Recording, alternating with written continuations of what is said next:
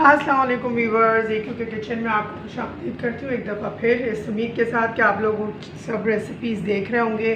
Channel आप लोगों ने सब्सक्राइब कर लिया होगा और जिन्होंने अब तक नहीं किया वो कर लें और बेल आइकन को भी प्रेस कर लें, क्योंकि विंटर स्टार्ट हो गया और काफ़ी अच्छी अच्छी रेसिपीज़ विंटर की आ भी चुकी हैं और मज़ीद आ रही हैं और अपलोड हो रही हैं और आप देखते रहेंगे। आज जो रेसिपी मैं आपके साथ शेयर कर रही हूँ उसमें आपको कुछ ज़्यादा मेहनत नहीं करनी है, लेकिन टेस्ट ऐसा अमेजिंग होगा कि आप हैरान हो जाएंगे। ये है कश्मीरियों की ख़ास सौगात होती है जब आप कश्मीरी कल्चर में जाते हैं या उनके ट्रेडिशनल शादियाँ अटेंड करते हैं या उनके गेट टुगेदर्स में जाते हैं तो वहाँ एक ख़ास हलवा बनता है जिसको अंडे का मेसू पाक भी कहते हैं और कश्मीरियों का ख़ास अंडे का हलवा भी कहलाता है वो।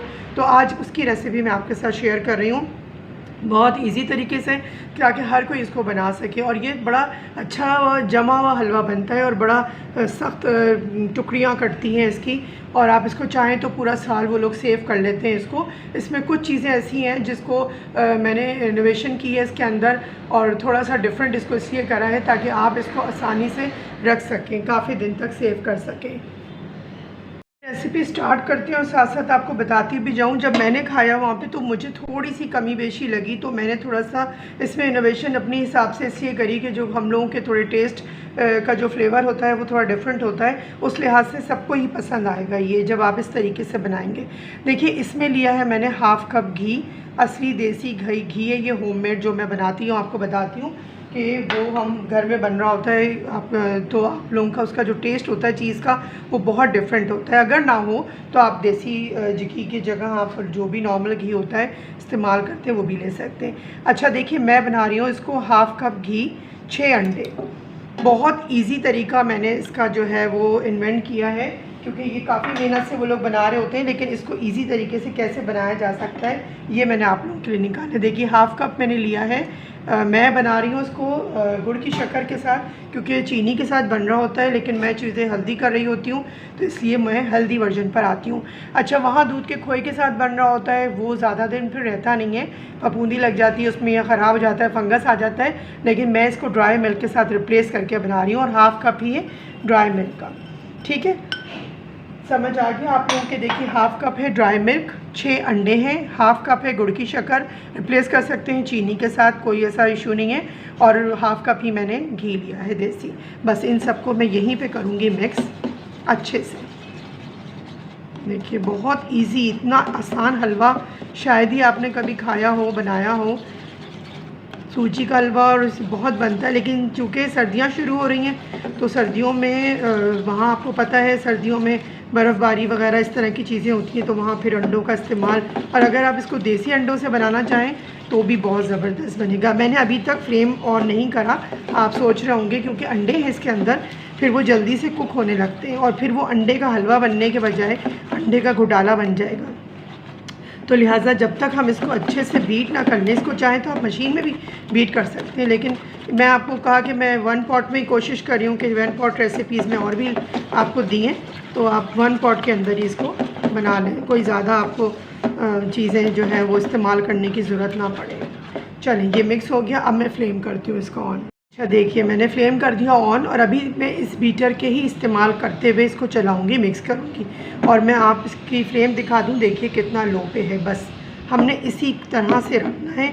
अब हमें थोड़ी सी मेहनत दरकार है इस वक्त कि हम इसको मुस्तकिल जो है वो बस चलाते रहेंगे, इसको हमने छोड़ना नहीं है, क्योंकि आपको पता है जब हम अंडे का ऑमलेट भी बना रहे होते हैं तो अंडा सबसे ज़्यादा जल्दी पक जाने वाली चीज़ होती है। अभी आप इसमें देख रहे हैं जो ये शक्कर की थोड़ी सी गुठलियाँ आ रही हैं वो मेल्ट नहीं हुई हैं, छान के डाल लीजिएगा तो ज़्यादा अच्छे से हो जाएगा काम हमारा। बस इसको आपने मुस्तकिल इस तरीके से चलाते रहना है, चलाते चलाते ही ये अपनी कुकिंग के उसके ऊपर आ जाएगा और इसकी कुकिंग जो है वो स्टार्ट हो जाएगी। देखिए जब तक ये कुक हो रहा है इस टाइम पे क्या करेंगे, जो नटमेग होती है ना जायफल, इसको हम हल्का सा क्रश करेंगे। इसमें हलवे में वो नहीं जाती है, इलायची नहीं जाती, इसमें इसका जो जायफल का है वो बहुत अच्छा लगता है। तो अगर आप ऐसे नाप में समझें तो ये मैंने 1/4 टीस्पून डाला है इसके अंदर। अब देखिए इसको बिल्कुल मुस्तकिल चलाते रहना है आपने, जो आपको नज़र आना शुरू हो रहा होगा कि ये अब कुकिंग शुरू हो गई है इसकी, और बहुत तेज़ी से हमें हाथ हिलाते हुए इसकी कुकिंग करनी है। जी ये देखिए अब इसको ना ये सिमटना शुरू हो गया है और बस अभी इसको मज़ीद और कुकिंग करती चली जाऊंगी मैं। अच्छा व्यूअर्स देखिए अब मैंने कहा आपको दिखाऊं कि ये इसकी कुकिंग होने इस तरह से शुरू हो गई है, दाना आना शुरू हो गया इसके अंदर। यही इसकी सबसे कीमती चीज़ होती है कि जब ये हलवा तैयार होता है और इसके बीच में जब ये दाना दाना सा बनता है ना, बस यही टाइम है आपकी केयर करने का। मुस्तकिल चलाते हुए आपने इसको करना है। बल्कि मैं सोच रही हूँ कि इसका ये हटाने के बाद अब मैं इसको चम्मच से ही करूँ इसका, तो ज़्यादा बेहतर है। सब तरफ से मुझे समेटना आसान हो जाएगा इसको।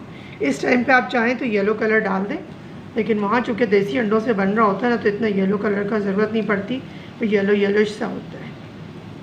अगर ज़ाफ़रान डालना चाहें तो ज़ाफ़रान डाल दें बिल्कुल इस टाइम पे आप।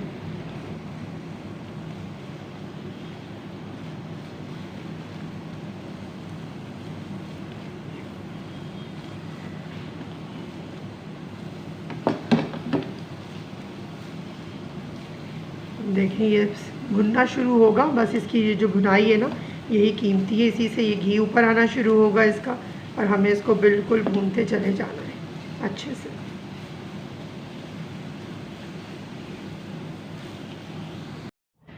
जी व्यूअर्स देखिए ये माशाल्लाह से भुनते भुनते और ये देखिए सिमटना शुरू हो गया।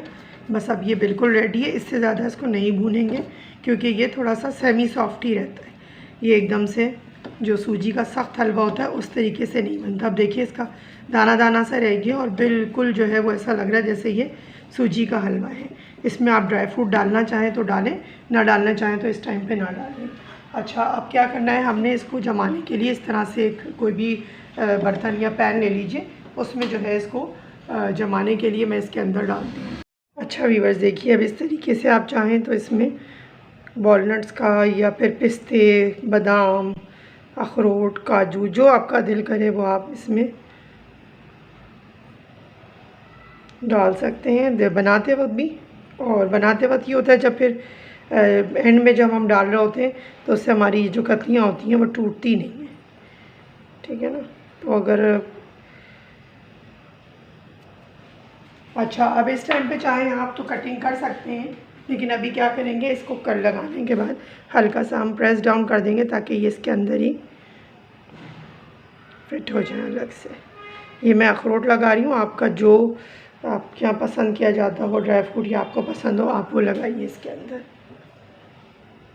इस टाइम पे जो है वो मैं इसमें कट्स भी लगा दूँगी ताकि बाद में हमें प्रॉब्लम ना हो निकालने में। आप चाहे डायमंड कट करें, चाहे आप इसको स्क्वायर में कटिंग करें इसकी, वहाँ तो बड़े से थाल में ये जमता है और बनता है, ठीक है। अब ठंडा होने के लिए इसको छोड़ देंगे, कम से कम 4-5 घंटे लगेंगे इसको ठंडा होने में, फिर ये अच्छे से सेट हो जाएगा। फिर मैं आपके साथ शेयर करती हूँ, इसको निकालती हूँ, दिखाती हूँ इसका टेक्सचर और इसका टेस्ट।